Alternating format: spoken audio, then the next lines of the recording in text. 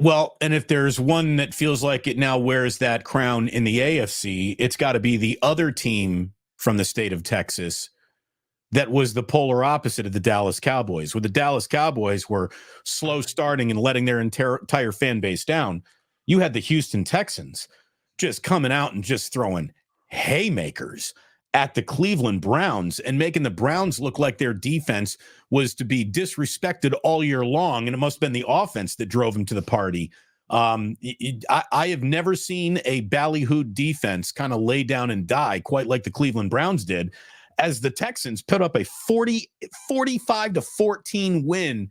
CJ Stroud, like you were saying, Larry, don't like young quarterbacks against defenses that good. CJ Stroud don't care. Oh my gosh. What have we got in this Houston Texans team? Well, you know what you get. Like I'll tell you, team on the come. Oh my God, Damon, they were amazing. All right, let's talk about them for a second. People talked endlessly in the late 80s about Jimmy Johnson's, Herschel Walker trade and what it did for the Cowboys. And it helped create the team of the 90s. They got Emmitt Smith out of that. They got Russell Maryland out of that. They got Darren Woodson out of that. They got like 6 or 7 picks. Novacek. Yeah, I'm just talking about off the Herschel Walker trade solely. I'm not sure if he came out of that. Guess what the Texans got for Deshaun Watson so far? This is what they have. Will Anderson, Tank Dell, who's not playing right now, terrific young receiver, might be one of the best they have. John Mechie, 23-year-old wide receiver. Christian Harris, former Bama linebacker, best player on the field this weekend, did everything. Damian Pierce, starting NFL running back. Kenyon Green, that's 6. Xavier Hutchinson, who's one of Brock Purdy's receivers at Iowa State, 7. Thomas Booker from Stanford, Brandon Hill from Pitt, and they have a 2024 first and a 2024 third.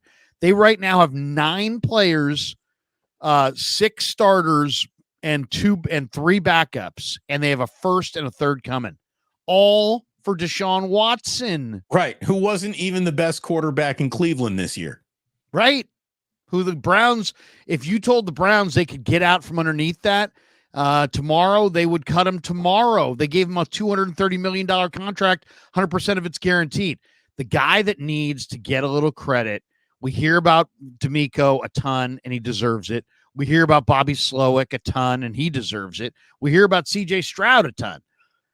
Nick Caserio, the former Belichick general manager, the former Patriot general manager, the best personnel guy associated with the Patriots during their heyday, he's the guy who made that trade, and he's the guy that's making all these picks. And you look at, to me, the scary thing about the Texans is Nico Collins looks like Terrell Owens. Yeah.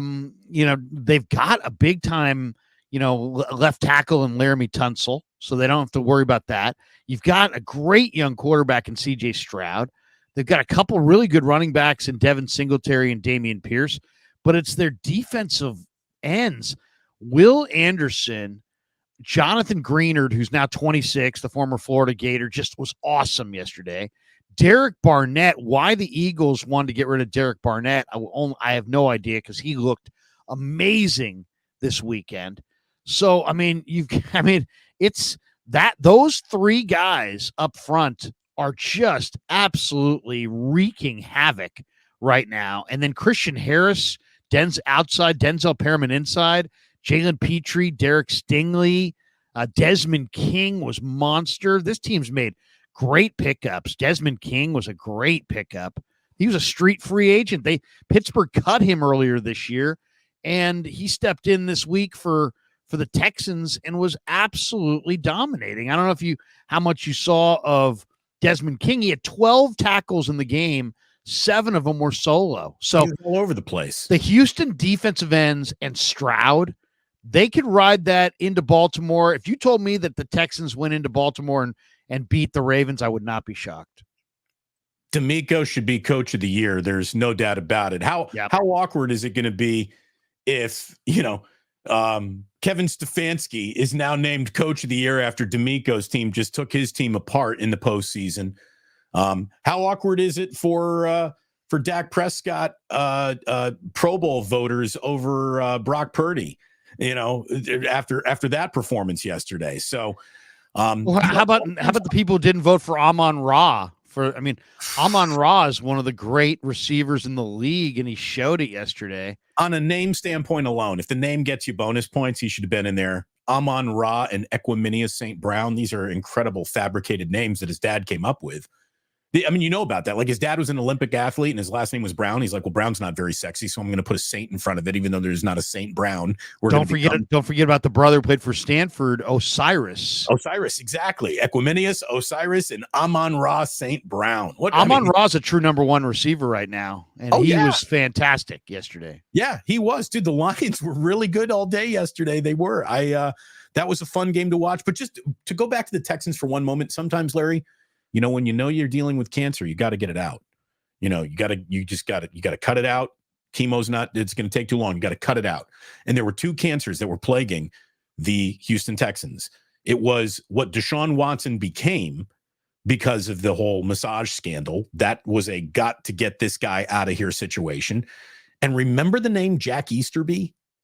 Remember, like, what a weird, ultra conservative, super religious, prayer heavy, MAGA kind of presence that guy had around that team. And he was a real odd duck. Nobody liked Jack Easterby.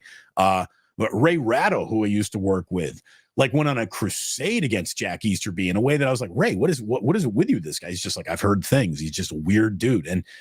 And that guy is gone now too. And look at, it's like the Texans got their wings and can fly now. So when you just got a weird guy who's not helping, get him out. and it's just like, there's no replacing huge amounts of young talent, because ultimately their equivalent of the Herschel Walker trade, the Deshaun Watson trade, gave them huge talent. Green Bay's Gutekunst's last two drafts have given them a whole bevy of young talent. When do you become dangerous? When you get a lot of good young players all at one spot at the same time.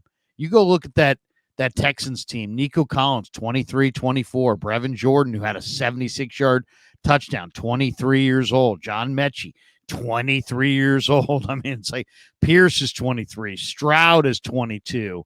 It's just, Christian Harris is a relative baby. Will Anderson, Jalen Petrie, Derek Stingley. These guys are all super young, super talented, all on the same team at the same time. Yeah, Houston's real. And if I'm Baltimore, man, I'm praying like crazy the Steelers pull the upset of the Bills. Otherwise, I'm getting Houston next week. And it's going to be a tough place to play, because Baltimore's a tough place to play. But, man, Houston, Baltimore, and then Kansas City and Buffalo, if Buffalo gets the win over Pittsburgh, as we all expect today. I think those are two really, really good football games next weekend in the AFC.